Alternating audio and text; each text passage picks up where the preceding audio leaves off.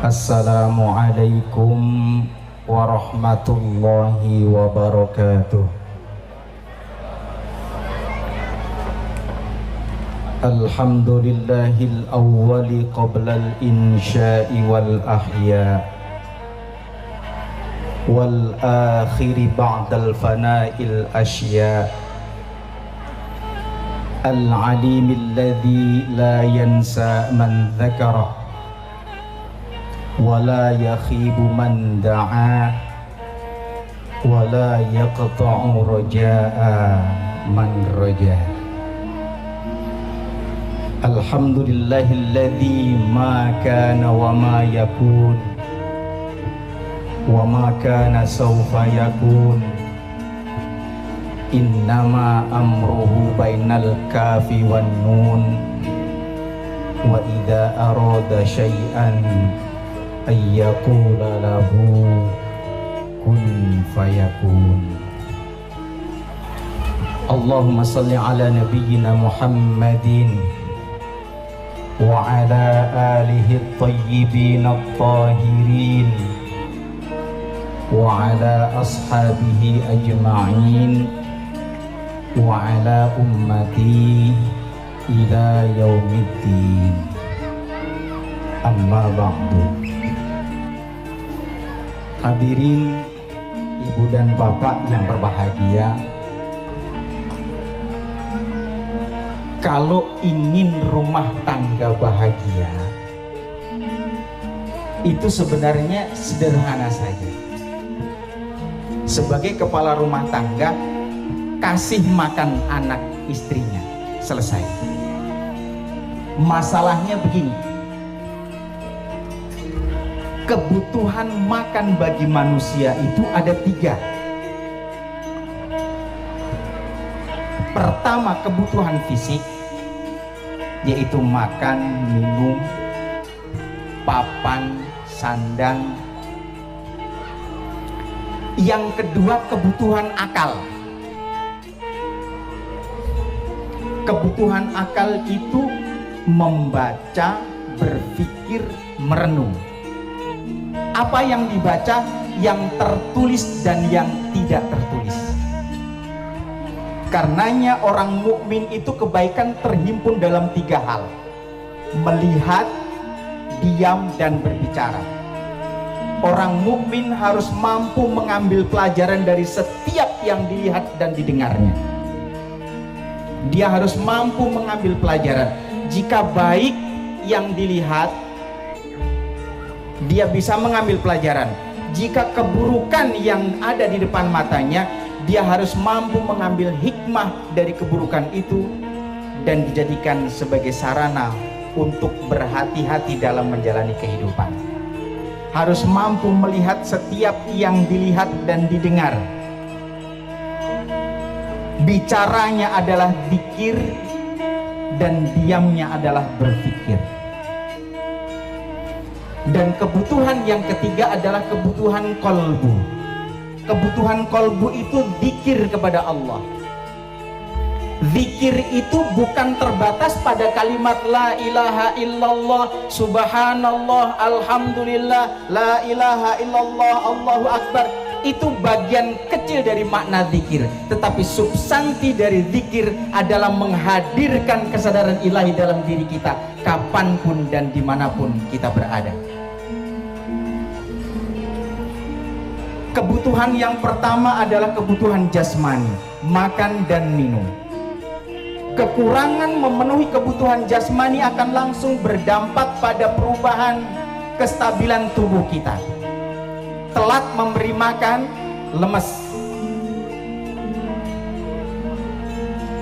Sebenarnya begitu juga kebutuhan akal. Ketika akal kita tidak kasih makan, maka sesungguhnya akal juga akan lemes, bahkan sampai pada kematian.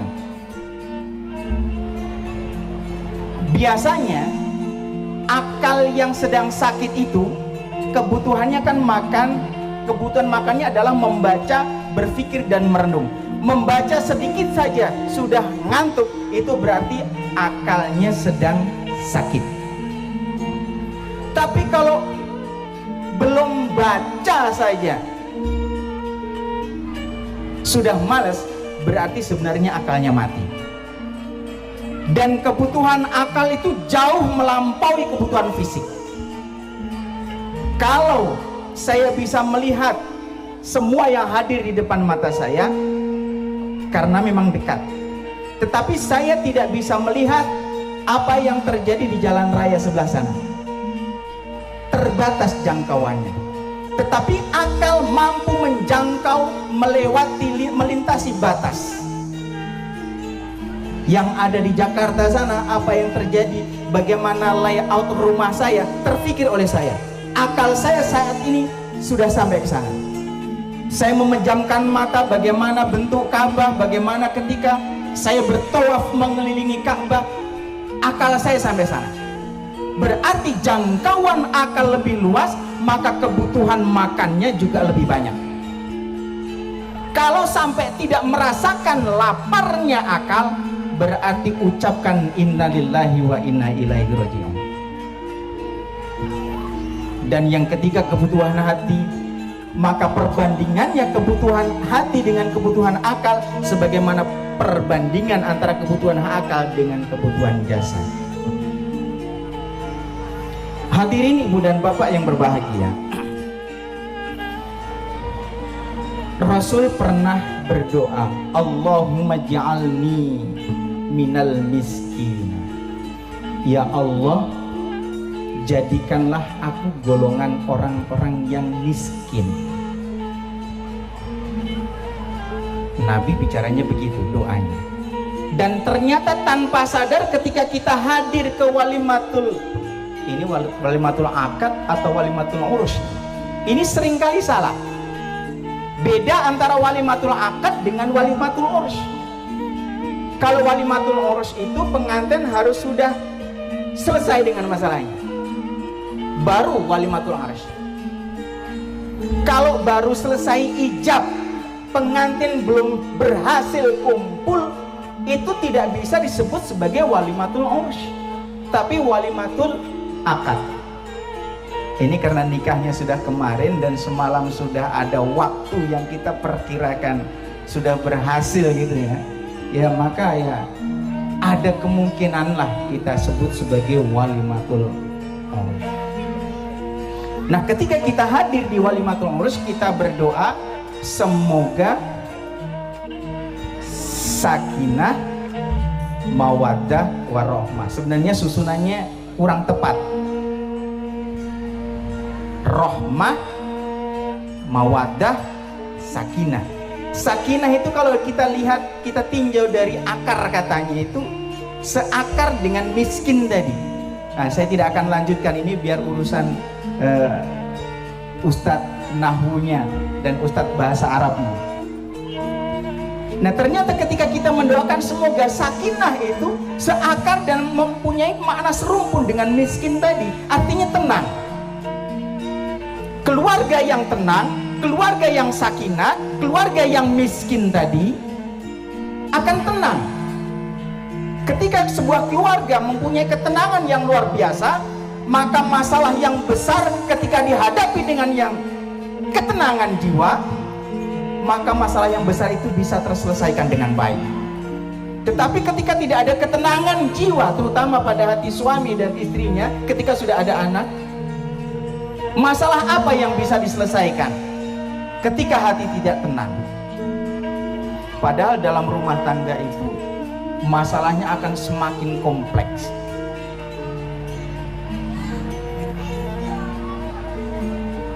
Hadirin ibu dan bapak yang berbahagia, banyak teori yang ditawarkan untuk mencapai rumah tangga yang tenang, rumah tangga yang bahagia. Ada rumus yang ditawarkan oleh Al-Quran, ada rumus berumah tangga yang ditawarkan oleh hadis, dan ada rumus menjalani rumah tangga yang ditawarkan oleh para ulama dan para sesepuh. Yang para sesepuh biasanya memberi nasihat dengan melalui huruf-huruf yang terdapat dalam kalimat suami itu diterjemahkan bagaimana, istri terjemahannya bagaimana. Nah, pada kesempatan yang berharga ini saya ingin berbagi rahasia rumus menjalani kehidupan rumah tangga yang bisa menghantarkan pada kehidupan sakinah yang dihantarkan oleh mawaddah dan ar-rahmah. Hadirin ibu dan bapak yang berbahagia, ketika kita membaca Al-Quran, kita akan menemukan ayat yang berbunyi A'udzubillahi minasyaitonirrajim, Ar-rijalu qawwamuna 'alan nisa bima faddalallahu ba'dhum 'ala ba'din wa bima anfaqu min amwalihim fas-solihatu qanitatun hafizatun lil ghaibi bima hafizallah. Dari ayat ini kita akan menemukan rumus menjalani kehidupan rumah tangga untuk sakinah, mawaddah, warahmah. Itu rumusnya 1, 2, 1, 2. 1, 2 yang pertama. Apa itu? Ar-rijalu qawwamuna 'alan nisa. Laki-laki itu harus menjadi pemimpin dalam rumah tangga. Terjemahan bebasnya begitu.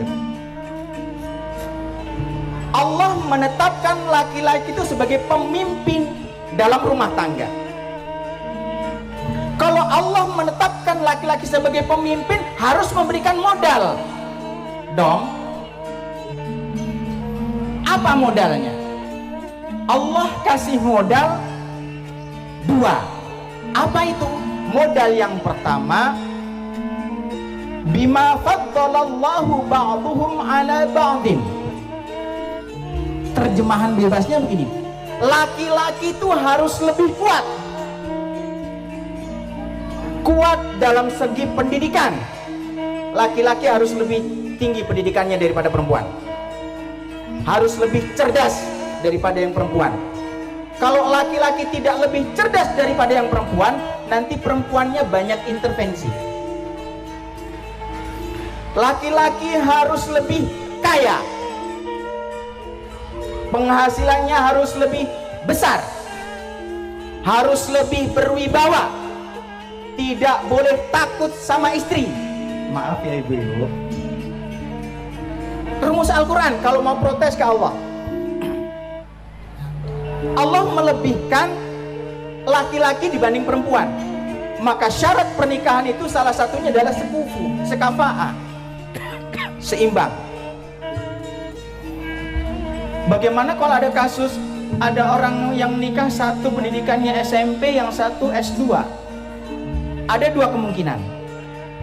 Karena ketika terjadi pernikahan pasti ada nilai sekufu tadi. Maka jika yang mau dipertahankan adalah S2-nya, maka meskipun yang satu itu pendidikannya hanya SMP, tapi cara berpikir dan kecerdasannya sama dengan S2. Sebaliknya, ketika yang terpertahankan adalah pendidikan SMP, maka meskipun pendidikannya S2, cara berpikir dan tindakannya sama dengan SMP. Maka seorang laki-laki harus lebih kuat. Yang berikutnya kan 1, 2-nya baru 1. Ini yang penting. Wa bima anfaqu min amwalihim.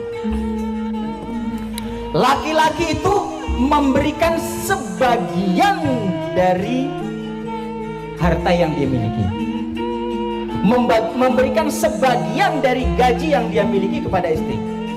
Tidak boleh semua penghasilan suami diberikan kepada istri, tidak boleh. Kalau ada yang demikian, pasti rezekinya seret. Rezekinya bakal seret. Kalau demikian, nggak berkah hidupnya. Kenapa? Al-Quran memerintahkan sebagian dari rezeki yang dia miliki, sebagian dari harta yang dia miliki diberikan kepada istrinya. Lah yang lainnya kemana? Bayangin kalau umpamanya suaminya punya penghasilan semuanya diserahkan kepada istri, kira-kira nih suami punya kebutuhan nggak? Kalau punya kebutuhan, minta nggak sama istri? Minta. Jadi nggak bagus. Kenapa harus sebagian? Karena satu laki-laki itu bertanggung jawab terhadap 4 perempuan. Halo yang bapak-bapak, satu laki-laki bertanggung jawab terhadap 4 perempuan, dan semuanya harus diperhatikan. Yang pertama siapa? Ya istrilah. Pertama istri. Yang kedua siapa? Ibunya. Yang ketiga siapa? Anak perempuannya. Yang keempat siapa? Saudara perempuannya. Maka satu laki-laki bertanggung jawab terhadap 4 perempuan. Kalau semua penghasilannya diberikan kepada istri, maka ibunya dapat jatah nggak? Nggak dapat. Anak perempuannya dapat jatah nggak? Nggak dapat. Saudara perempuannya terperhatikan nggak itu? Nggak dapat. Tapi kan nyokap gua udah kaya banget. Babe, saudara perempuan gua udah kaya banget. Jangan pandang kaya atau miskinnya, karena itu kewajiban seorang laki-laki. Anggarkan, alokasikan. Meskipun sebulan hanya 5.000, 10.000, 20.000, alokasikan. Mah atau ibu, ini jatah ibu. Masalah nanti setelah diserahkan, ibu sudah banyak sayang, buat kamu saja, terserah. Tapi harus dialokasikan, harus diberikan. Kalau pengen rezekinya lancar. Jadi 1, 2. 1, laki-laki jadi pemimpin, diberikan modal. 2, harus lebih kuat dan memberikan sebagian rezekinya, bukan semuanya. 1, 2 yang kedua. Fassolihatu qanitatun hafidhatul lil ghaibi bima hafizallah. Terjemahan bebasnya saja. 1, perempuan yang solihah. Perempuan yang solihah itu diberikan modal 2. Yang pertama qanitatun, taat. Taat kepada siapa? Taat kepada Allah, taat kepada suami. Dia harus taat. Dan yang kedua, menjaga diri, menjaga kesucian diri, menjaga kehormatan diri dan keluarganya.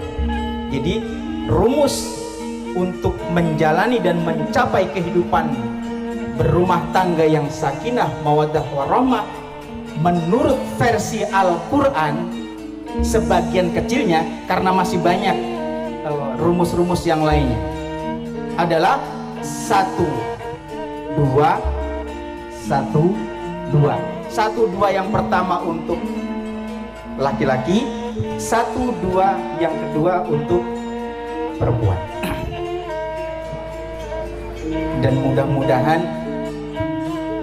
yang saya sampaikan ini bisa menjadi bekal khususnya untuk pengantin yang baru dan pengantin yang sudah lama. Wah, saya pembagian rezekinya nggak begitu. Usahakan dirubah. Kalau pengen rezekinya lancar, kalau pengen rezekinya berkah, bapak-bapak, jangan semua penghasilan Anda diserahkan kepada istri. Wahai istri, jika ingin kehidupan rumah tangga Anda rezekinya lancar dan berkah, jangan menuntut seluruh penghasilan suami harus diberikan kepada Anda. wal afa minkum. Wassalamualaikum warahmatullahi wabarakatuh.